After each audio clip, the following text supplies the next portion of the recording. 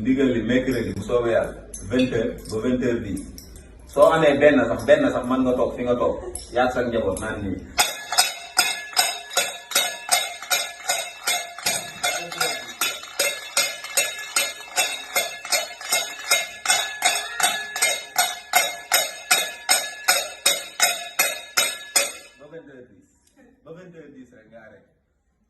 gur wi ngir yàlla ak yonent bi gur wi leket xottu pot boolu nickel kaas kudd lu ngeen am rek kañax lu ngeen ci am daayira yi ñoom donte bëgguñu ay yuuxu mais fitaxu sax bëgg nañ ko ngir yàlla ñi dawal fas naan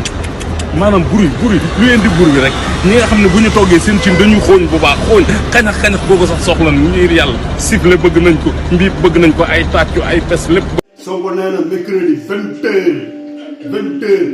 na ku nekk toll sa kaw terrasse sa buntu kër ak foo munti ne yan borom taximaan yi yan njaga njaay yi yan kalandoo yi yan fonctionnaire yi yor seen oto boo leen di wàcc di ñëw ci yoon bi klaxonné leen na réew mi yëpp riir pendant 20h ba 20h10 waaw man maa ngi nii ak sama casserole ak sama ñaari kubéeri cin incha allah mercredi 20h pile sama buntu kër laay taxaw naan nii. akasa rek nañ commencé léegi ndigal jib na jëfe rek akasa rek nañ commencé léegi ndigal jib na jëfe. waaw ndigal jib na de ma ne ko sëñ bi joxe na ndigal de sëñ tedd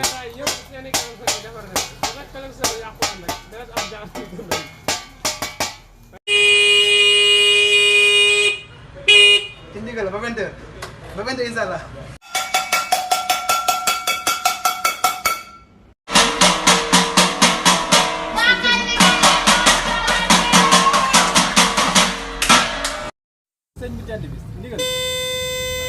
ndigal ba kañ